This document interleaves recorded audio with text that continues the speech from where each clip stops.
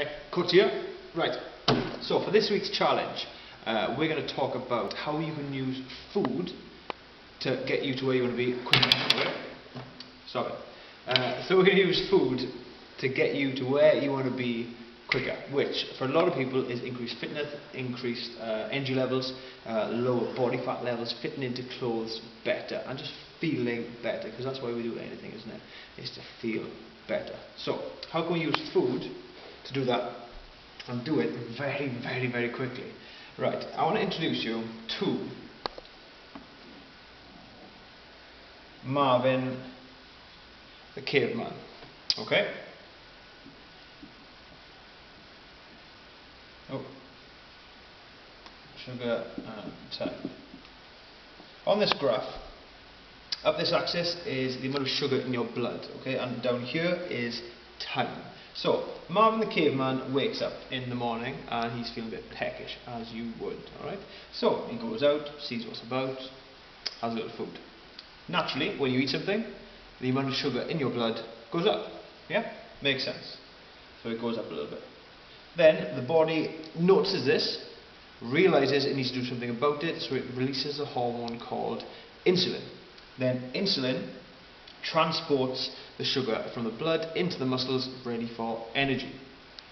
Then Marvin goes out, chases a few wildebeest, brings a few women back to the caves, slaps them about a bit, and then he uses the energy and it goes down. Okay, so the energy goes down, the sugar in his blood goes down, and then at this point his sugar is quite low in the blood, so again the body says, oh, we need a bit more sugar, bang, he goes out, eats again, and the cycle carries on. Okay, easy so far. Now I want to introduce you to Marvin Computerman. Right, so Marvin wakes up in his little plush condo in the middle of tropical Bury Port, alright? And then he thinks, right, breakfast, what can I have? Typical breakfast these days, he had a bagel and some jam and a milky coffee with about 3 sugars, okay? Now, what do you think a sugary food like bagels and sugary coffee, or even cereal, you know, I mean, even the healthy Special K, what do you think that does to blood sugar? Do you think it raises it faster, or do you think it raises it slower? Of course, it raises it faster. So Marvin Computerman's blood sugar skyrockets, and you know what happens to kids? As soon as they eat something sweet, they're like, boom, they bounce in for about 20 minutes max. Body realizes this, at this point releases insulin and loads of it, because it thinks, crap, there's so much sugar here, what can we do? So it releases loads of insulin, therefore loads of the sugar is transported into the cells, and what goes up must come down. So this is what happened. The blood sugar goes up quickly, but then it comes down really, really quickly. And guess what's happening around about here?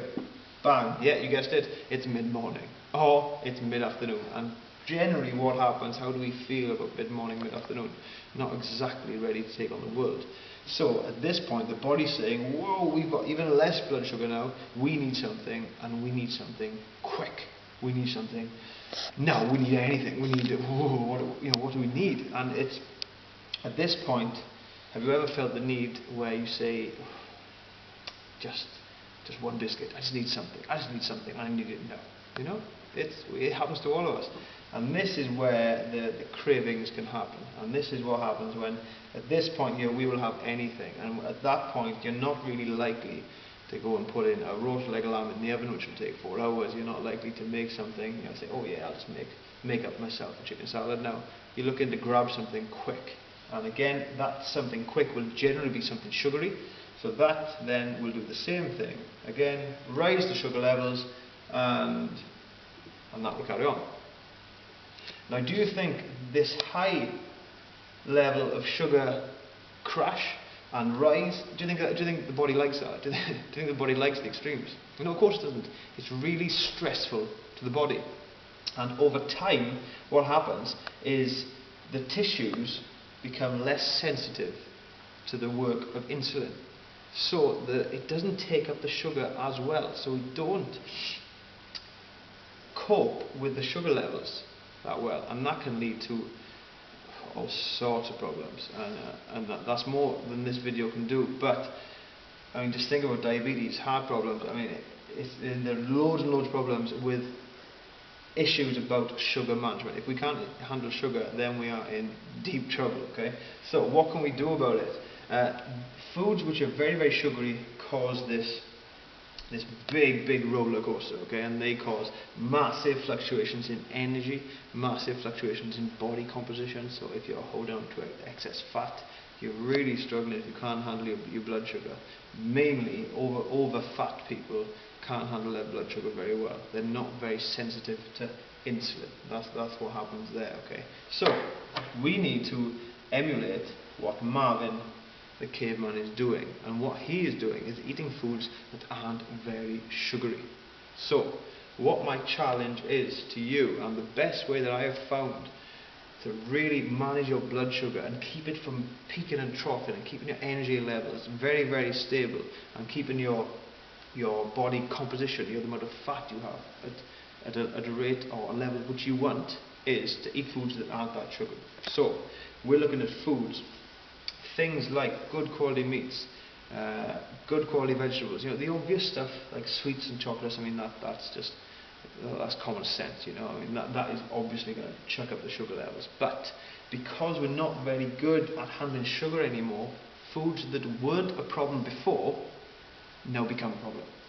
Because we're so bad at handling sugar, foods that weren't affecting our blood sugar too much before are now becoming a problem. So things like your breads, your pastas, your rices, your flours, it's just your cereals. These things are really affecting us because we can't handle sugar anymore, so these things become a problem. Okay. Now I just challenge you to go a week just eating meals made up of good quality meats, good quality vegetables, eggs, good quality organic like butters and oils. I mean, don't be afraid of fat. If it's good quality and natural, it's very, very good for you. So meats and vegetables. So for breakfast you could have some eggs, good quality bacon, fish, you know, whatever you fancy. And then lunch, chicken salad, a prawn salad, whatever you fancy. Snacks you could have just a handful of nuts and some yogurt. And then evening meal, just make up a typical meal, but replace the whites, you know, the starches, the grains, with just excess vegetables. Eat as much veg as you like. Veg just rips your fat stores apart. It's unbelievable. So that is my one tip. Watch your sugary food intake, and that will really make sure your body composition is where you want it to be, and you can have the energy levels that you deserve. Okay, and it will really help you to stop waiting and start living. Done.